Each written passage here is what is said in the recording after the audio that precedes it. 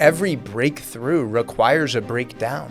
When you allow yourself to be with yourself with no distractions, pure silence, the things that you need to hear get really loud.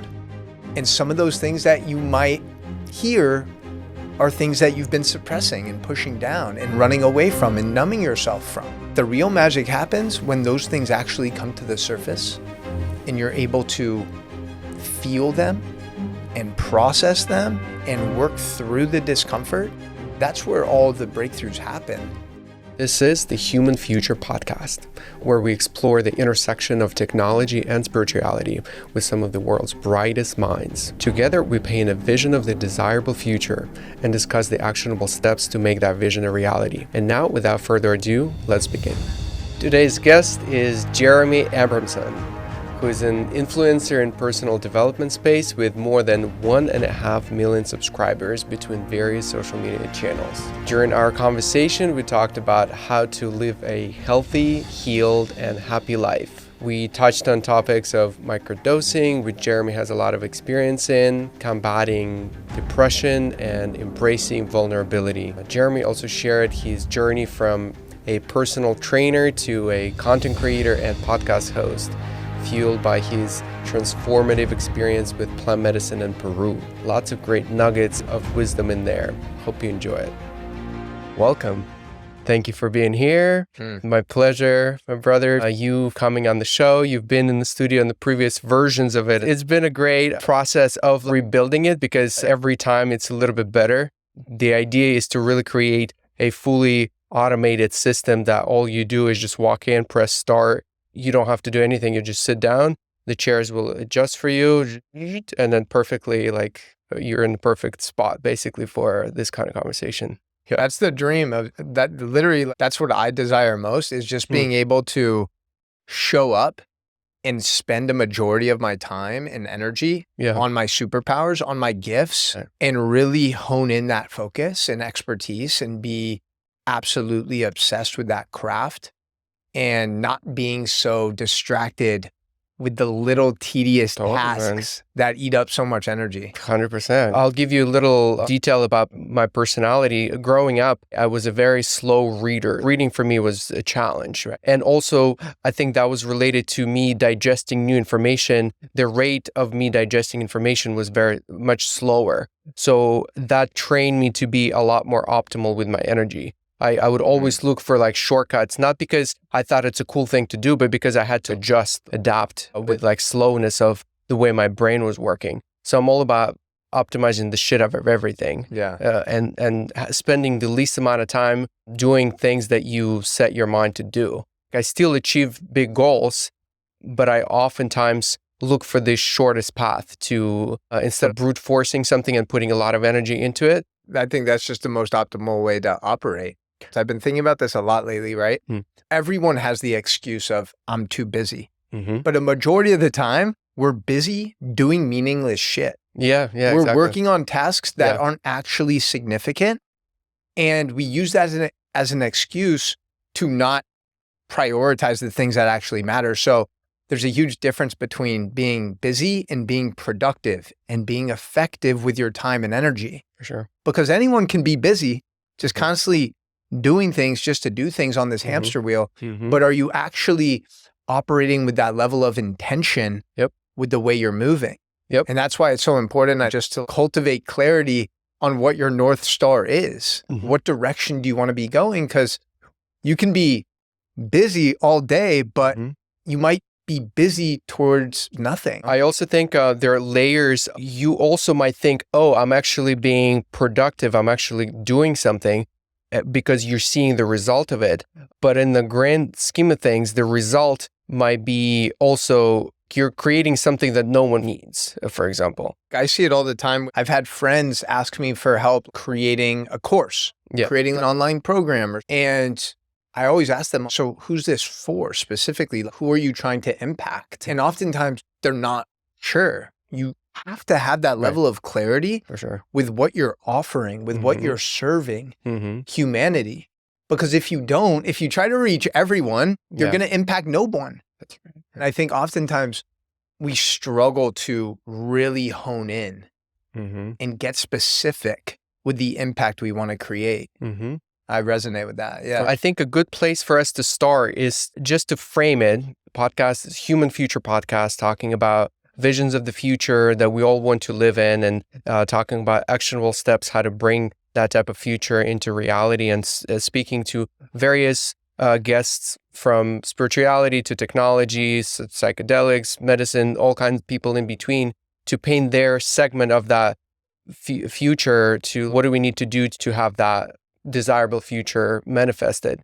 And for you, I think it would make more sense for us to be a little bit more narrow around the topic of microdosing, improvement, health optimization, those themes, and stay within that realm. Obviously, we'll take a few side roads as well. Sure. So maybe to start off, you'll share with me, how did you end up being in that space? How did that come about? Yeah, for sure. So for me, it all started July 2018. That was when I took a solo trip to Sacred Valley, Peru, and I sat with ayahuasca for the first time ever. And wow, what a profound experience. I sat with it 3 different ceremonies, and each one taught me such a unique lesson about my life, about humanity as a whole. And it was very clear to me that these indigenous medicines and different plant medicines were the answer to so many of our problems. And I knew that I just wanted to dive deeper and learn more about these different compounds and how they can impact the brain, how they can create more healing, and how they can really help reprogram the subconscious mind and all of these things, bro. So that experience was definitely the foundation for me to have that level of curiosity where I was like, I need to just pursue this path. That's what's calling me.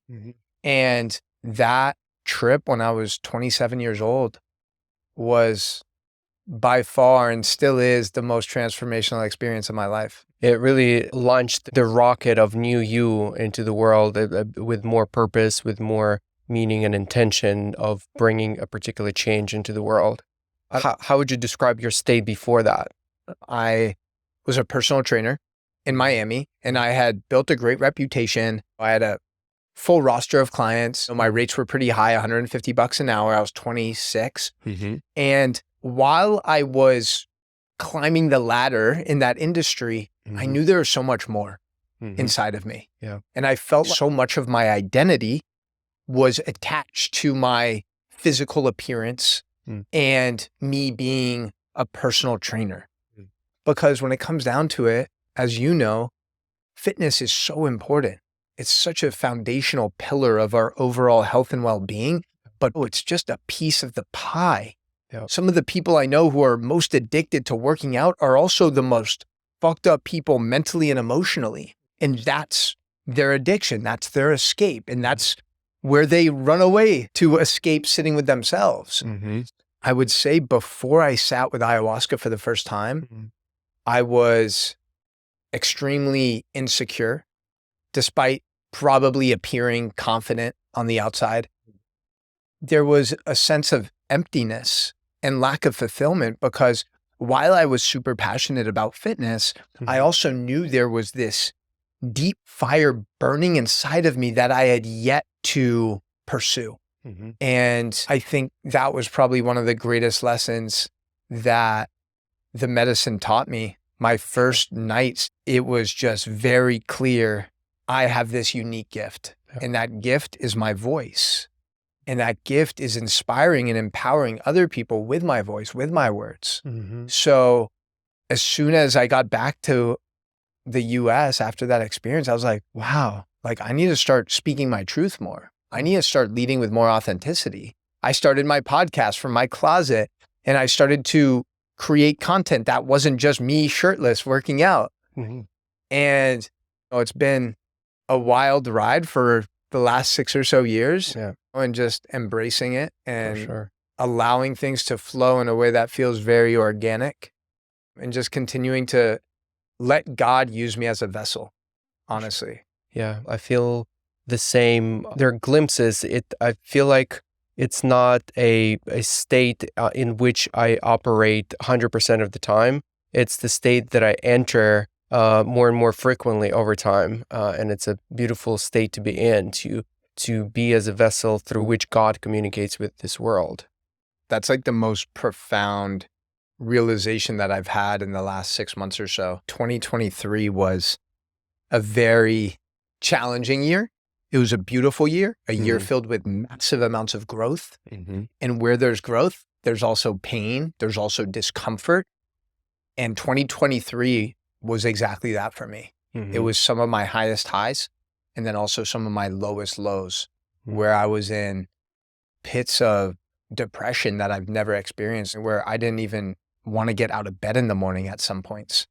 And I was like, I need to make a change because I have all of the tools, right? I have the breath work, the cold exposure, microdosing, all of the things that I know are going to improve my health, my physiology, but there's something missing. So basically it was the full moon in September, and I decided to take a very small dose of mushrooms and just sit with myself.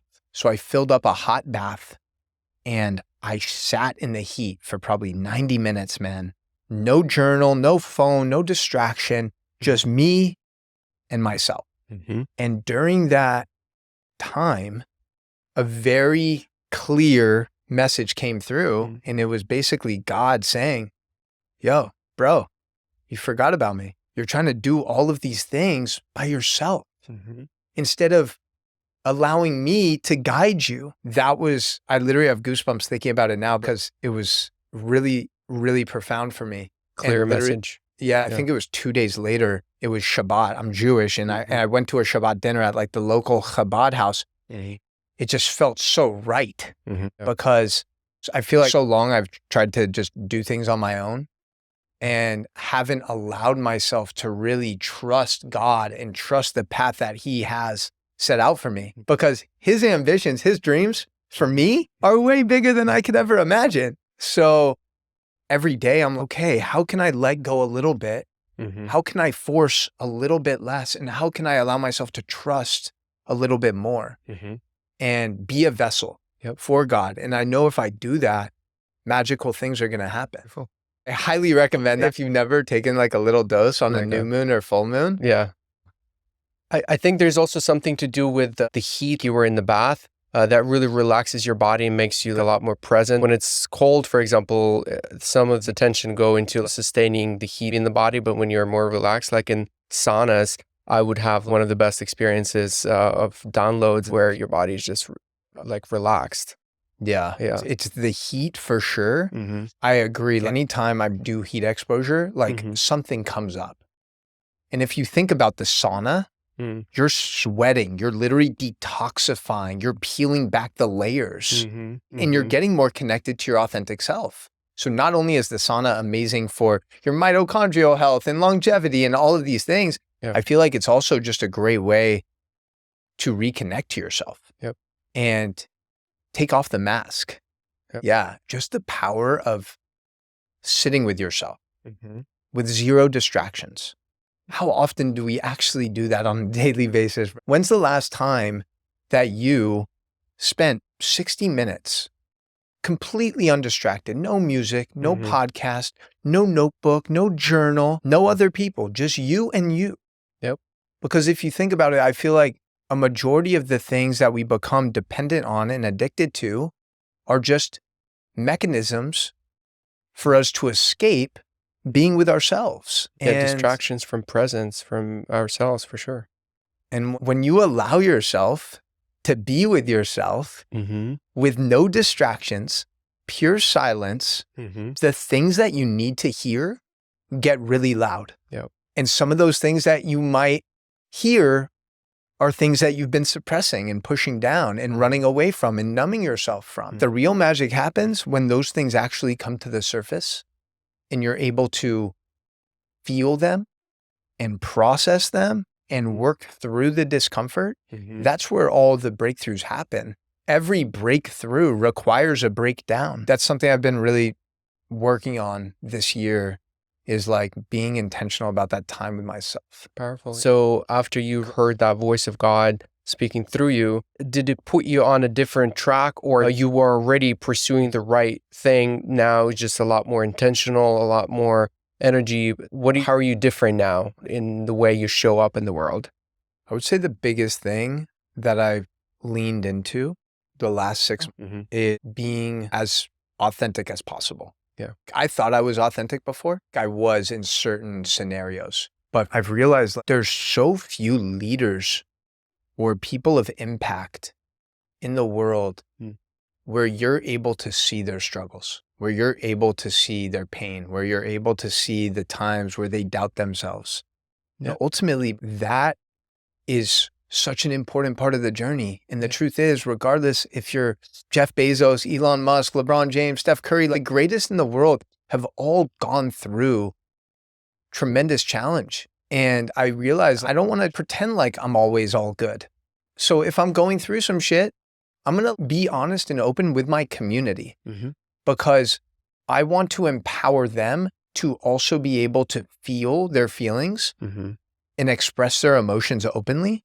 I was telling you before we started recording, I'd rather be hated being my most authentic self than people liking a fake version of me. For a long time, I probably was more attached to external validation and approval from others, my peers, and wanting to be liked. And I feel like now I'm in a place where I more so care about the people closest to me, respecting me and loving me and fully seeing me and understanding that I'm going to be misunderstood. That's probably one of the biggest things I'm letting go of, is this need to be understood.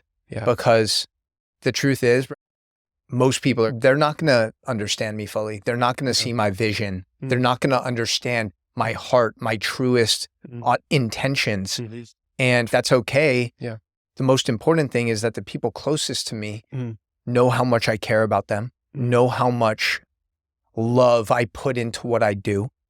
And if people out there who come across me here or there, hopefully they have a positive opinion of me. But if not, I'm just doing the best I can to be my most authentic self.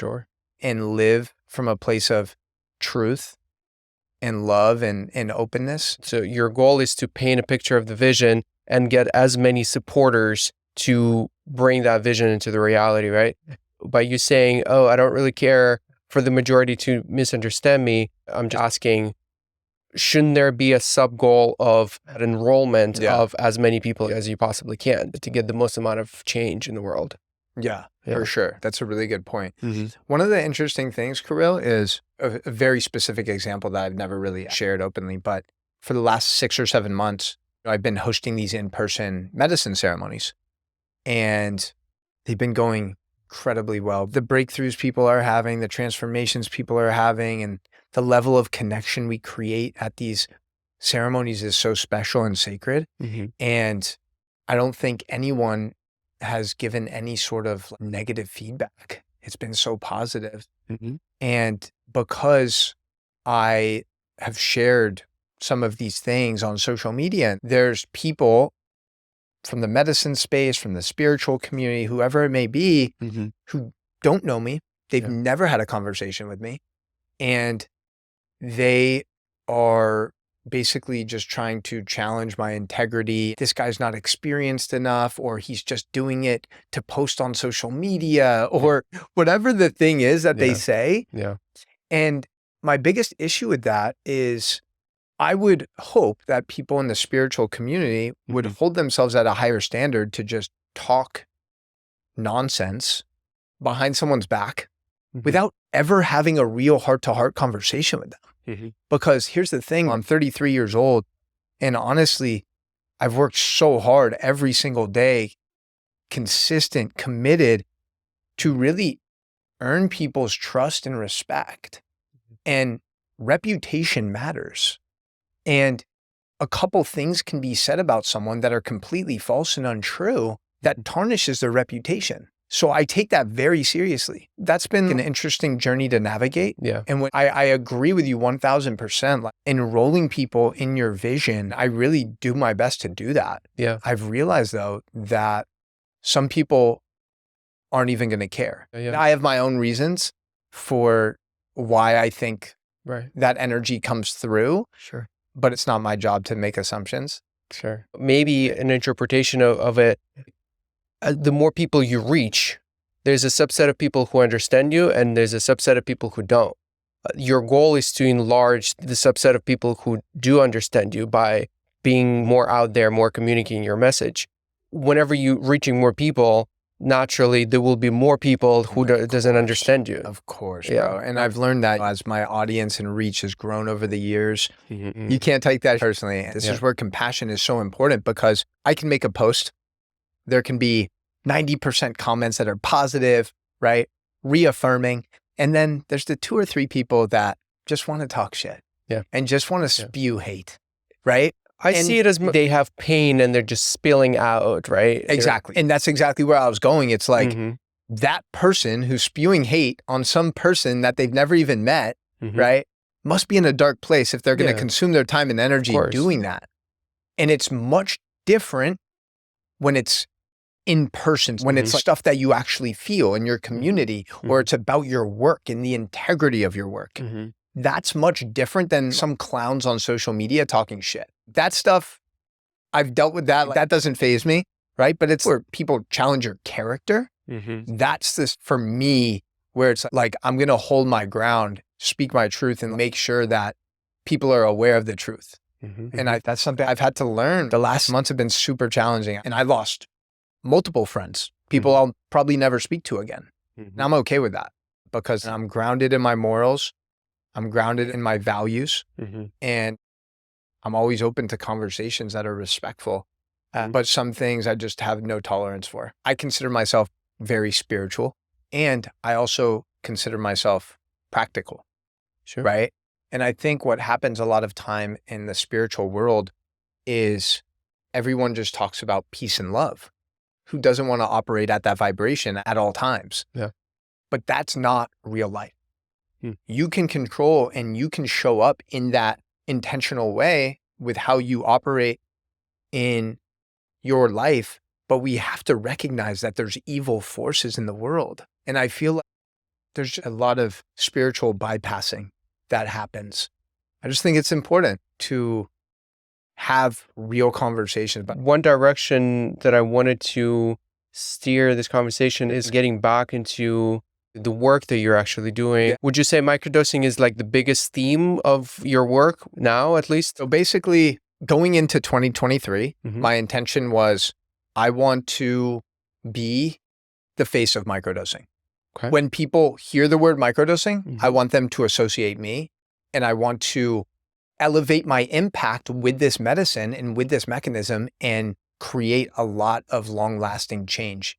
And I was pretty successful at that. The most viewed and viral videos on TikTok and Instagram regarding microdosing, the top 10 are all me. I'm not saying that to like brag, I'm saying that to simply share that I brought a lot of awareness to the power of microdosing, the benefits of this medicine. But I want to make it very clear that microdosing is just a tool. My background all before plant medicine was really holistic health. Because the truth is, if you eat like shit, if you sleep like shit, if you don't move your body, if you have no ways to regulate your nervous system, microdosing isn't going to really help you. That's why it's so important to understand the importance of gut health, nutrition, moving your body, getting your circadian rhythm and your body's biology in sync, having tools to regulate your nervous system and process feelings and emotions. And that's really what I teach. And microdosing is just like the cherry on top. For those who don't know, microdosing is taking a subperceptual of a psychedelic substance. I specifically work with psilocybin, the chemical compound found in magic mushrooms, but it's approximately 1/10 of a normal dose. If you're going to take like a hero's journey with one of those chocolates I gave you, that's 4 grams. 1/10 of that would be 0.4. Our microdoses are actually 250 milligrams, so 0.25. But what's beautiful about this is that it's not taking you on a journey. It's not taking you on a trip. Mm-hmm. You can still do all of the things that you would do, show up, record podcasts, be with your family, pick up your kids from school, whatever. Mm-hmm. But it allows you to be more present during those things, more focused, Mm-hmm. more in flow. I compare it to Bradley Cooper in Limitless, where he's just dialed in. He's focused. He's not distracted by any of the external bullshit. Yep. He's dialed in to his world, what he's determined to accomplish. Mm-hmm. And that's a superpower when you can create that type of momentum and energy in your life. And it's been cool to see how many people have been able to safely wean off of different pharmaceuticals like Adderall, antidepressants. Yeah. From your experience, maybe, or from your research and knowledge, how much more or less using microdosing in treating PTSD, depression compared to conventional pharmaceuticals?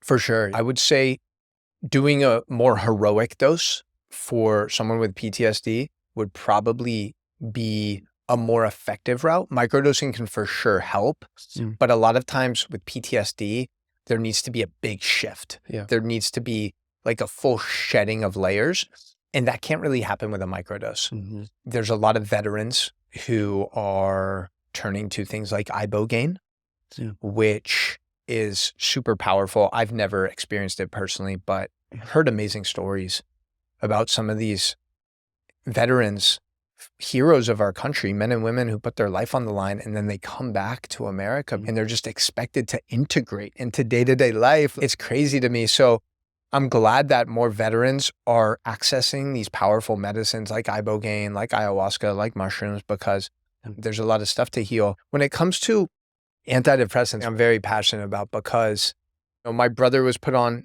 antidepressants for most of his life. My mom was put on them. Wow. That was actually one of the light bulb moments I had my first night sitting with ayahuasca, was realizing, oh my gosh, my brother has been on all of these different pharmaceutical drugs, every single antidepressant in SSRI, Lexapro, Prozac, Zoloft, all of them, but none of them have actually made a significant impact in his mental health. And I'm okay, maybe they're making him less sad, but they're certainly not making him more happy. Right. And that's what a majority of these antidepressants do, is they numb your emotions.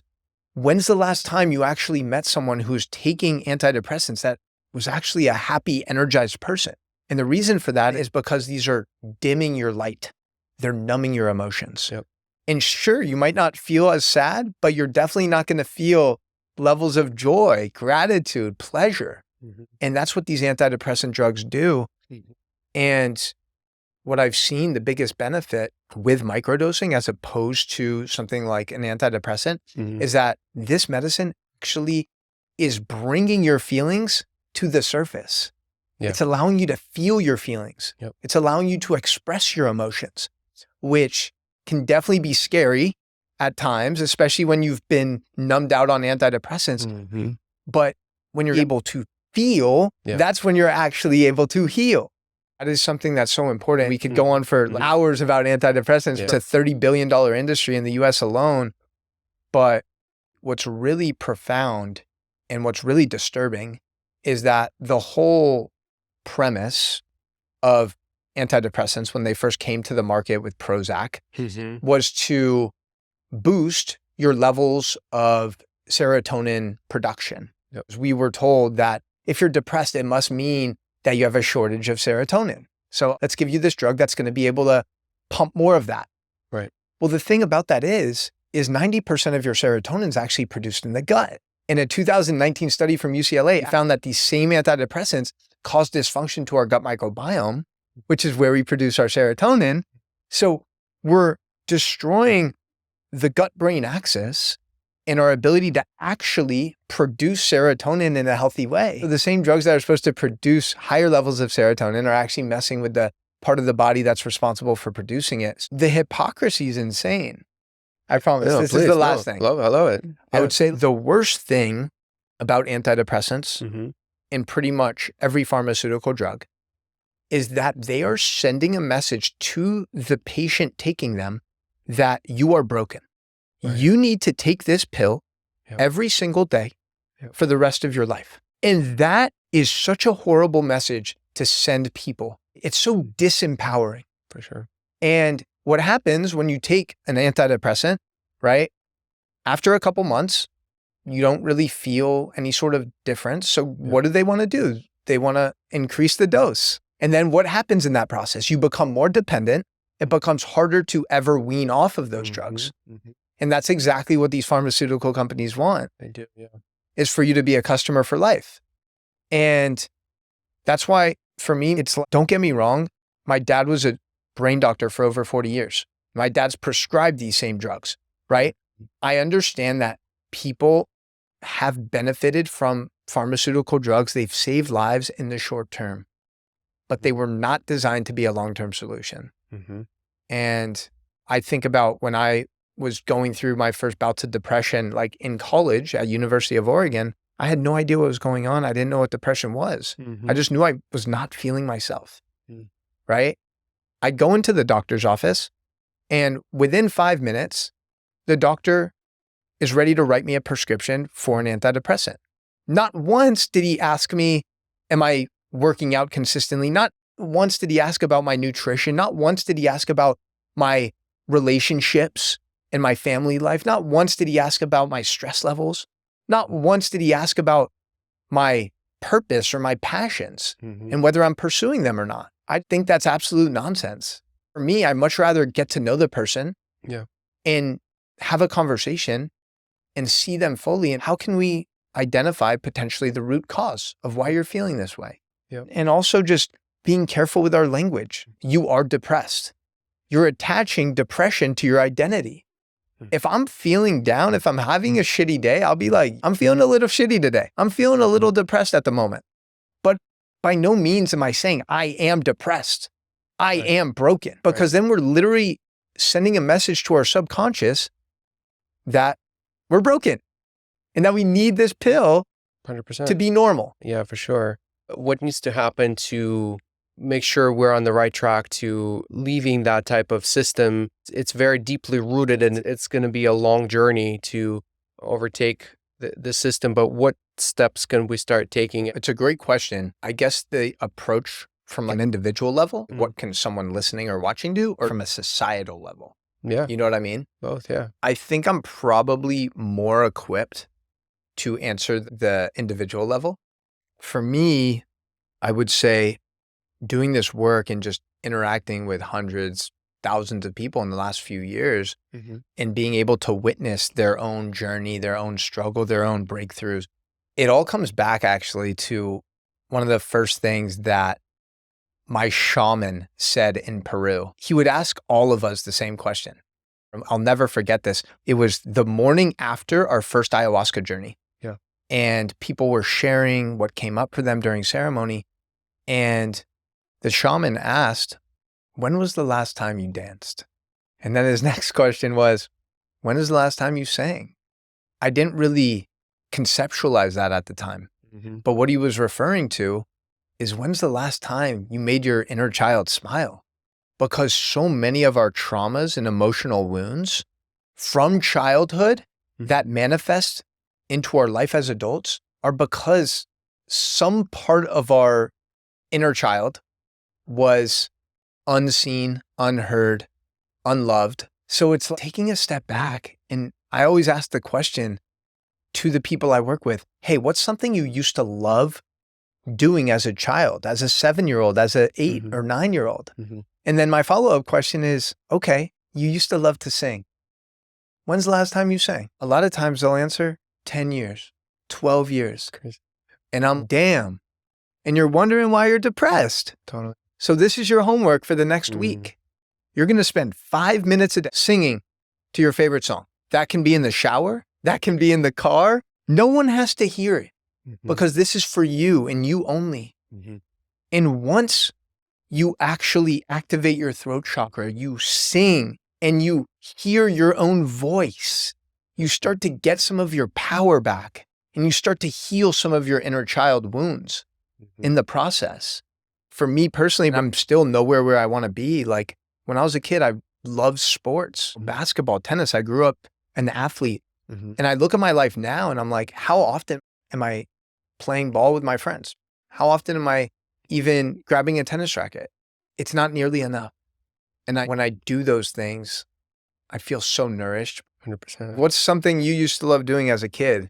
I really enjoyed biking, hiking, and going on walks with friends.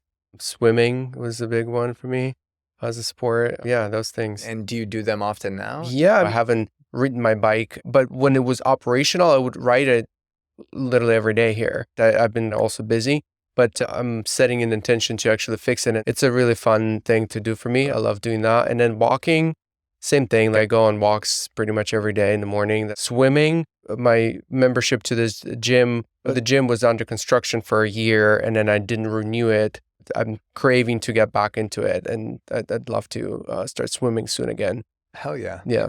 Yeah, man. Coming back to mushrooms, mushrooms have a beautiful way of helping you reconnect to your inner child that just wanted to play, that just wanted to be loved, just wanted to be seen. And when people have that experience of reconnecting with their inner child, so much healing happens.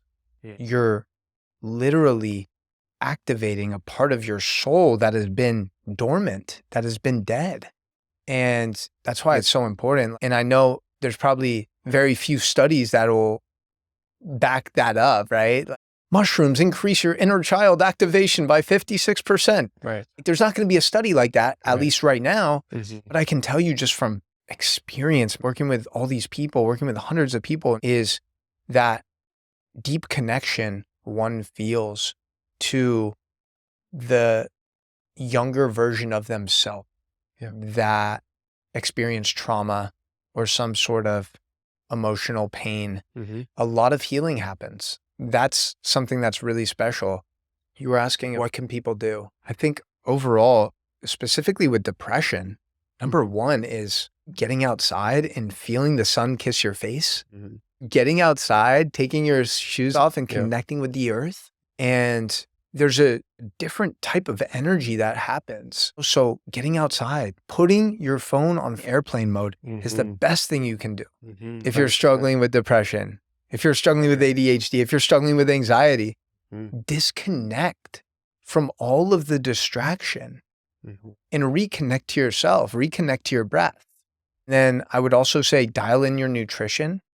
A couple very simple things. If you are struggling with depression, is make sure you're getting a lot of healthy fats, EPA and DHA specifically, which mostly come from animal-based products, grass-fed meat, wild-caught salmon, pasture-raised eggs, raw dairy, because those are going to help calibrate your brain because your food directly determines your mood and mental health. And then eliminate things like artificial sweeteners, sucralose, aspartame, high fructose corn syrup. Eliminate artificial red dyes like red dye 40, yellow 5, blue 1, all of these things that are put in all these processed foods. We just gotta do the simple reconnect to nature. And I think a lot of times we've just been so disconnected. Do you live in a high rise here in Miami? No, we live in our house now. Okay. We used to live in a high rise, and it's a very different experience for sure, where you're like not really grounded. You live somewhere in the sky. I mean, for the views experience, I loved it. Just seeing far away, that's one of the things that I really enjoy doing. But in terms of grounds and being close to the trees and the soil, it's a different experience for sure. Yeah. I think it's so important. The last thing I'll say, I think is really massive. A huge reason for the epidemic of depression is so many people have sold their souls for a paycheck. One of the most powerful things you can do to feel more fulfillment, experience more joy, experience more presence, is pursue your passions. Create clarity with your purpose. What are the things that light me up inside? What are the things that I'm good at? What are the things that are going to help humanity? And if you put and direct your energy towards that, you'd be shocked at the level of growth and happiness and healing that takes place when you actually live a life in alignment with your purpose. And that's been like my biggest antidepressant when I was going through the most challenging moments of my life has always been my purpose. There's people counting on me. I'm here to create an impact. I need to show up regardless of how I'm feeling right now. That level of fulfillment that you get when you helps somebody is unmatched. And I think we're all here to create an impact in a unique way. It's all going to be different and look different, but at the end of the day, we were all put here to create some sort of positive impact and to leave some sort of positive ripple. Yeah. So gaining a lot of exposure, becoming an influencer, being able to receive a much wider spectrum of energy that's going through you. And I'm sure at times it was a very challenging thing to withstand that type of energetic flow that's through you. What have you learned? What was the process for you? I think it's very easy to lose yourself. It's very easy to get disconnected from your intentions, from your why. And a perfect example of this is 3 years ago, I remember the videos that started going super viral on TikTok for me were these nutrition videos when I was in the grocery store. And I would call out these bad ingredients. I would call out all these garbage companies and products. And these videos would just go viral, millions of views each one. And I was, okay, I guess this is what the people want. I'm going to keep giving it to them. A big light bulb moment happened when I was at the airport and one of the TSA agents said, "You're the grocery store guy." And I was like, I don't want to be the grocery store guy. I don't want that to be my identity. Yeah. I'm passionate about nutrition. Yeah. It's very important. There's so much more. And I felt myself getting pigeonholed as the grocery store guy. And that really forced me to take a step back and be like, you've been creating this content to get a lot of views because you know it's hitting, you know it's working, you know it's feeding the algorithm. But is it feeding your soul? So I had to really take some time and be like, what do I actually want to share with the world? What feels more authentic to me? And it was very similar to the transition when I was a personal trainer. So much of my identity was being a personal trainer, being this jack dude with a six pack.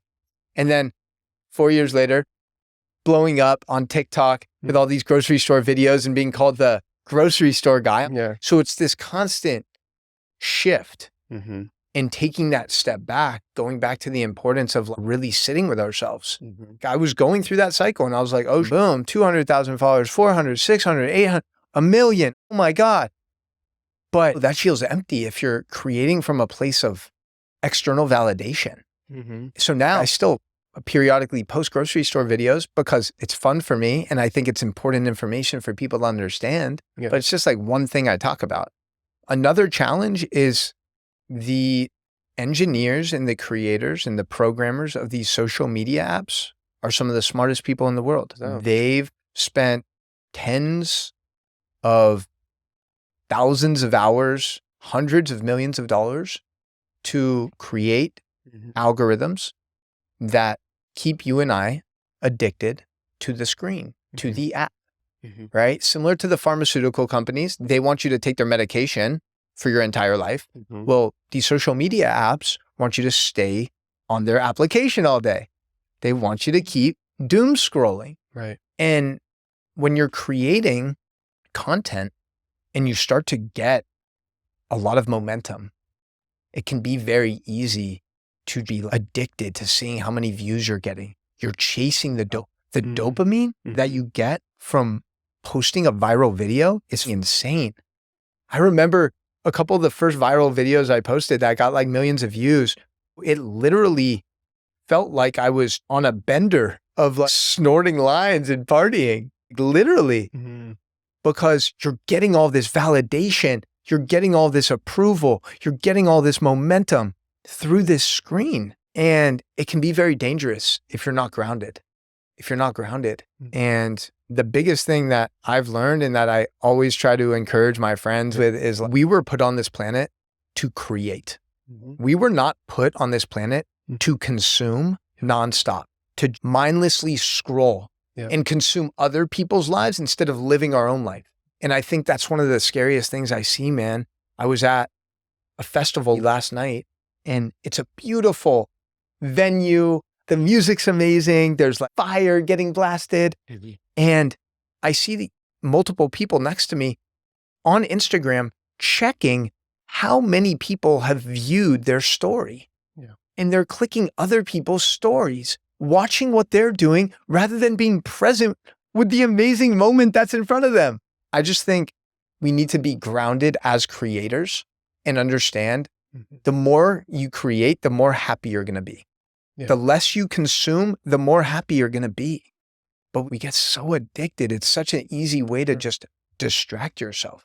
All of these things, scrolling on social media, vaping, drinking, porn, all of these things are just different modalities and mechanisms to numb yourself and escape from actually being with yourself.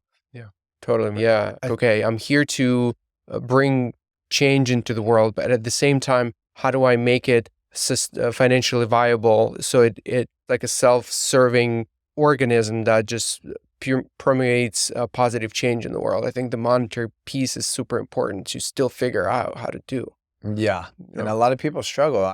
We've learned a lot of lessons over the years, my team and I.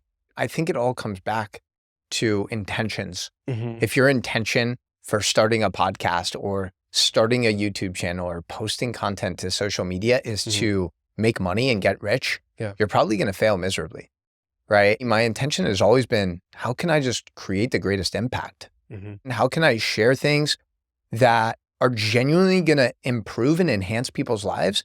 And then hopefully in that process, they'll trust me more. They'll want to watch more. They'll want to be part of my community. They might want to be a client. They might want to be a student. Whatever that is, that's how I approach things. And I think that's a healthy way to approach things too. One of the most important things you can do, one of the most spiritual things you can do is get rich. And the reason for that is because if you are somebody that has a big heart and that you have good intentions for humanity and you accumulate wealth, you are going to make a massive impact. And a lot of spiritual people are broke. That's right. Because they have this narrative that money is the root of all evil.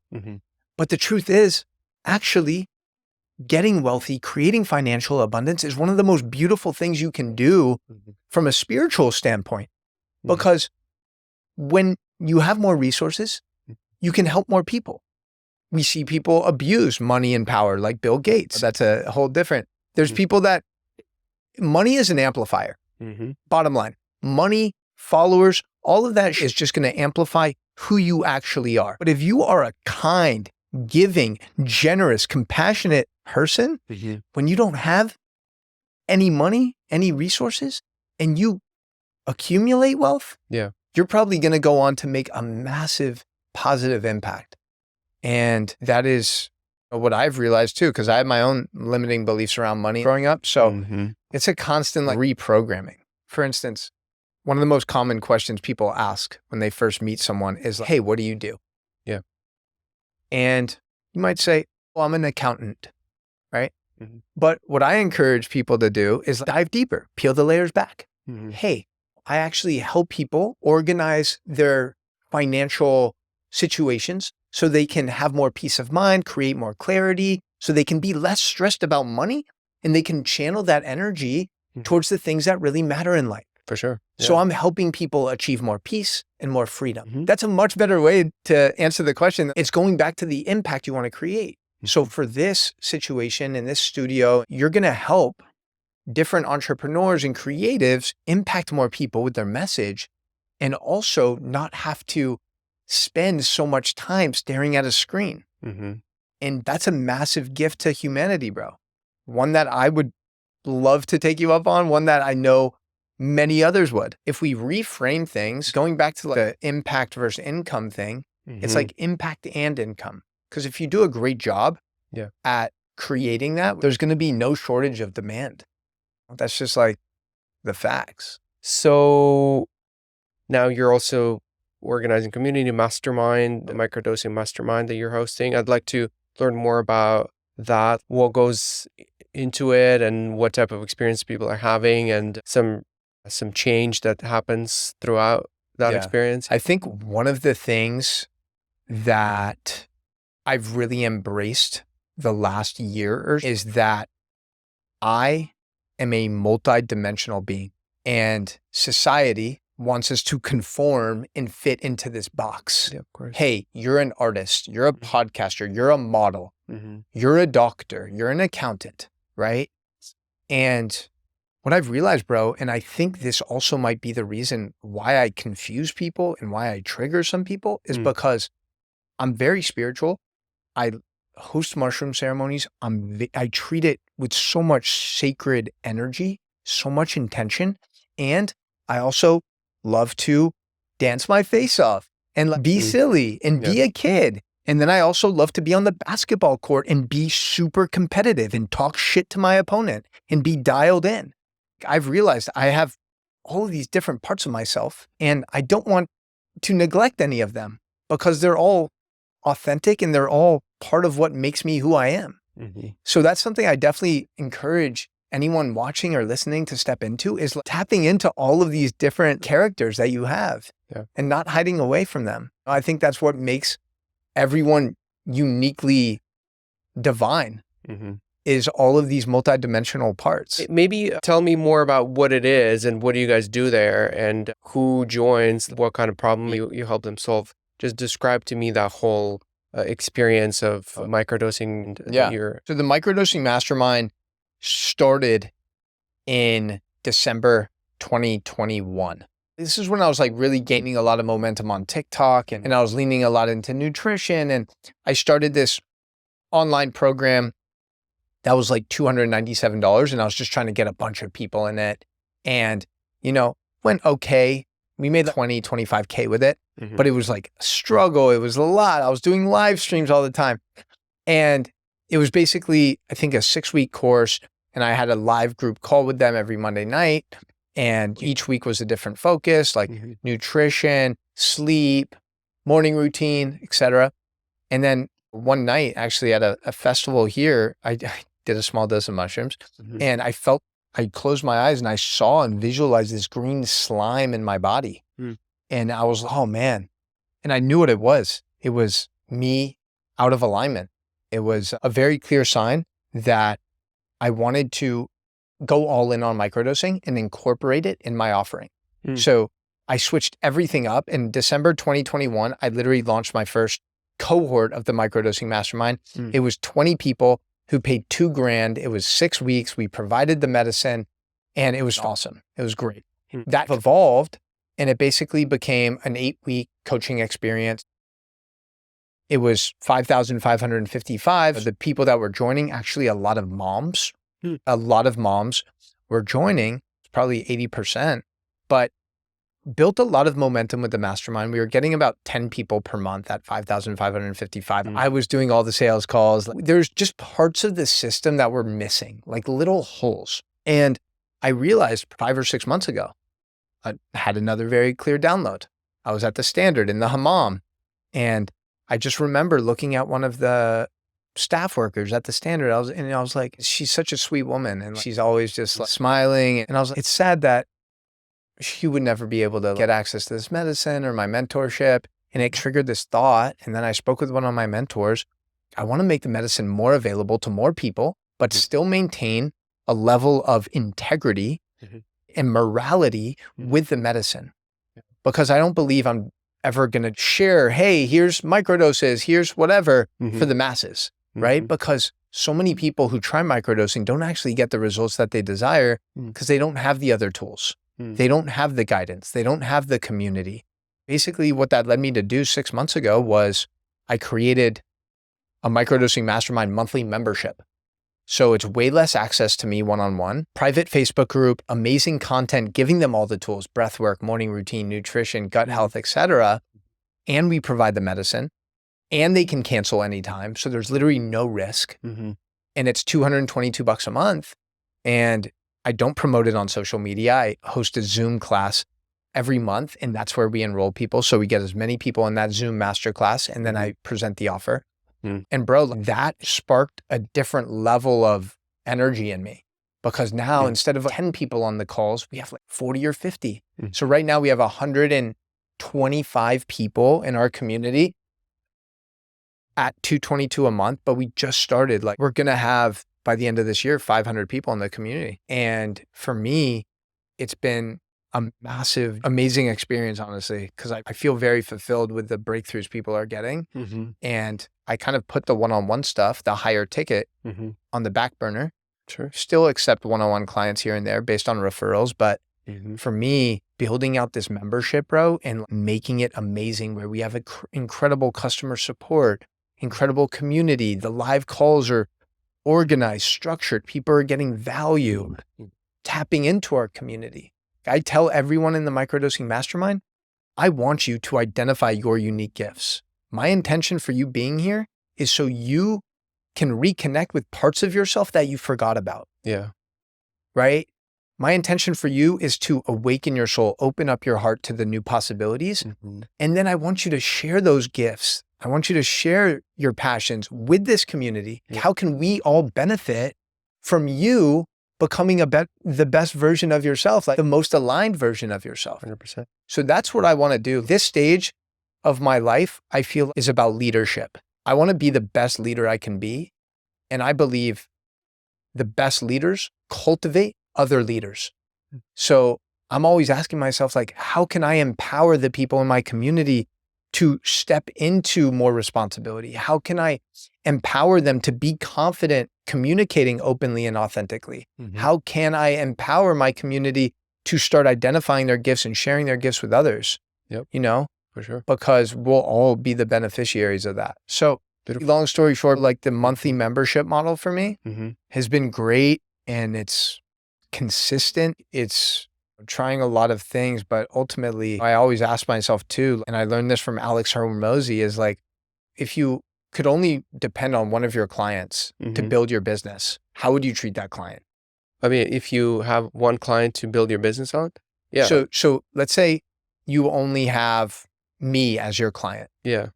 How are you going to show up for me so I am that much more likely to tell everyone I know about how fucking dope you are? Totally, man. Yeah. You know what I'm saying? For sure. Yeah. And that is the mindset I try to have now with everyone in the Microdosing Mastermind. Like, how can they feel so seen and feel so loved and feel so supported that they want to tell their friend about it? They want to tell their mom about it. They want to tell their sister about it.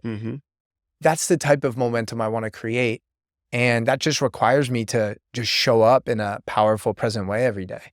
So are they in person, most of them, or like how did that go about? This is all online. So like they're doing it at home on their own, basically? Yes. I host live calls every Monday and Wednesday, Friday, and those are actually our medicine days.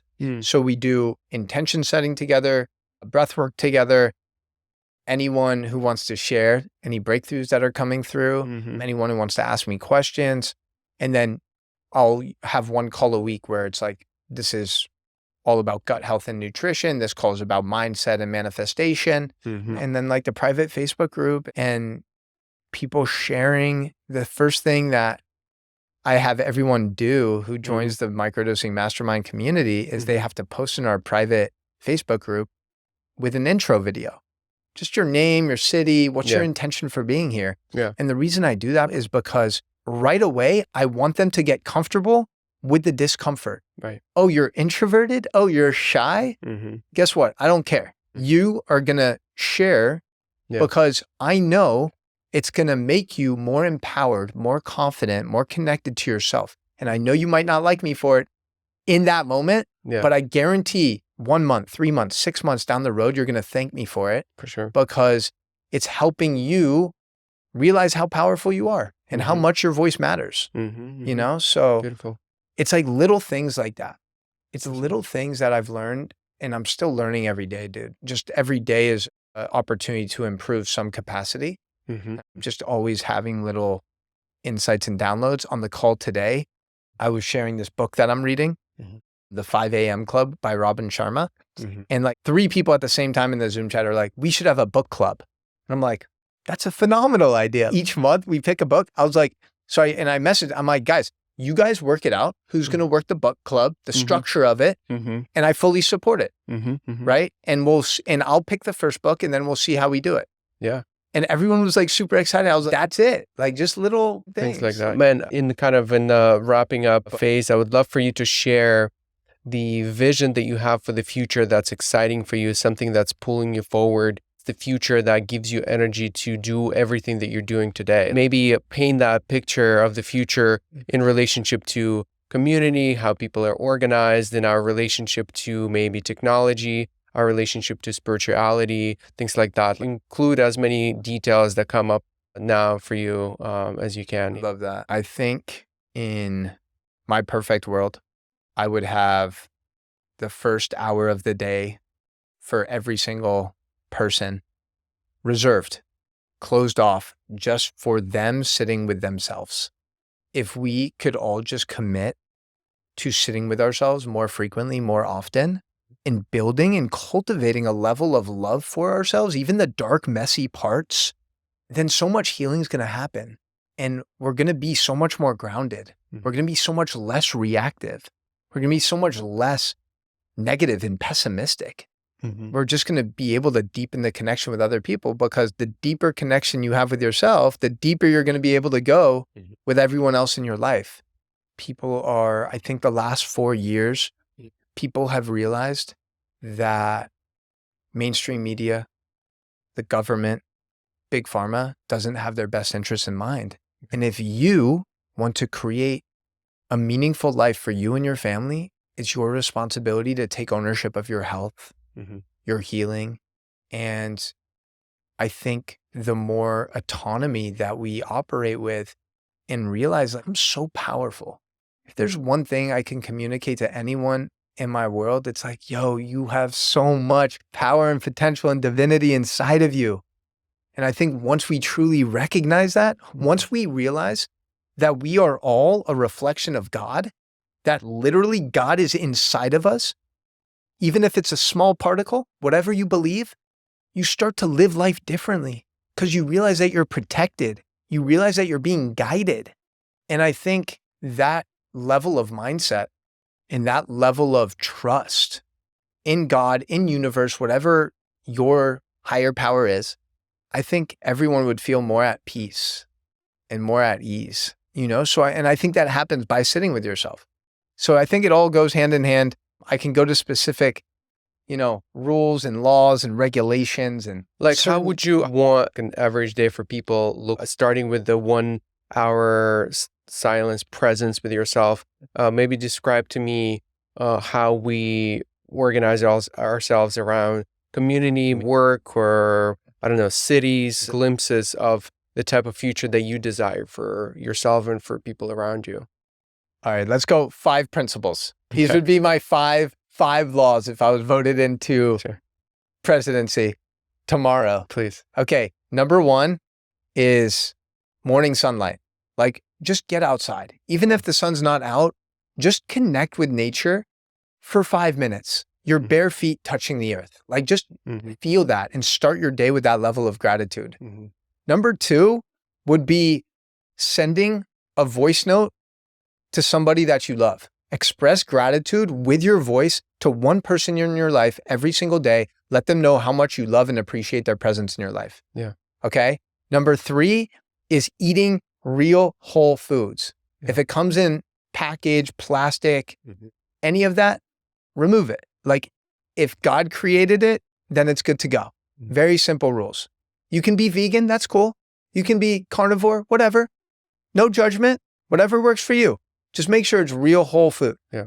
Number 4 is 30 minutes of some sort of movement every day. It can be jump rope. It can be biking. It can be swimming. Literally whatever gives you the most joy, whatever movement you enjoy the most, do that for 30 minutes. Hula hoop. Whatever it is, bro, do it. 30 minutes. Yeah. Okay? And then finally, number 5 is going to be doing the shit that you love, man. Making your inner child smile for at least 5 minutes a day. So that could be jumping on the trampoline. It could be singing in the shower. It could be dancing to your favorite song. It could be twerking on a rooftop. I don't care. Whatever that thing is, that's not going to harm anyone, that's going to make your inner child smile, do that for 5 minutes a day. And I guarantee every single person would be happier, healthier, more connected, and the world would be a pretty awesome place. Yeah. I think that's a great place to wrap up the conversation. I really appreciate you being here, sharing your message and doing the work, actually putting the dedication and the effort and the love into the process of your gifts that you're bringing into the world through being out there, through being seen. I think being seen is a very challenging thing. Myself, since I was a kid, being seen was always such a challenge for me. Being judged or being seen, because I would judge myself and I would think I'm not good enough and things like that, you know? And then when you're seen by millions of people, that's such a different level of, you know, of being seenness. I don't know how to even say it. It's a lot of what could be interpreted as a lot of pressure, but it's just another level of presence with yourself and really aligning of who you truly are. When you're seen by so many people, there's this pressure, there's, you know, almost pushes you to know who you are through challenge, right? Yeah, you said it, bro. I mean, any insecurity that you have is going to be amplified. Yeah. Bro, once we just come to the realization that every single person is flawed, every single person is imperfect, like the amount of mistakes I've made, the amount of failures I've had, the amount of lessons I've had to learn. I'm just a dude, 33 years old, doing the best I can every day. And I think the more we can just like have conversations like this and realize that I got a long way to go, but I'm happy with the journey that I'm on, that'll be important to just realize like, yo, I can be proud of myself and also hungry at the same time, like hungry to get better, but also proud of myself for how far I've come, you know? Yeah, bro, appreciate you. Thanks for having me here. I'm definitely going to be coming back and recording some fire here because I've just loved everything. The setup's amazing. I appreciate it, brother. Yeah, thank you.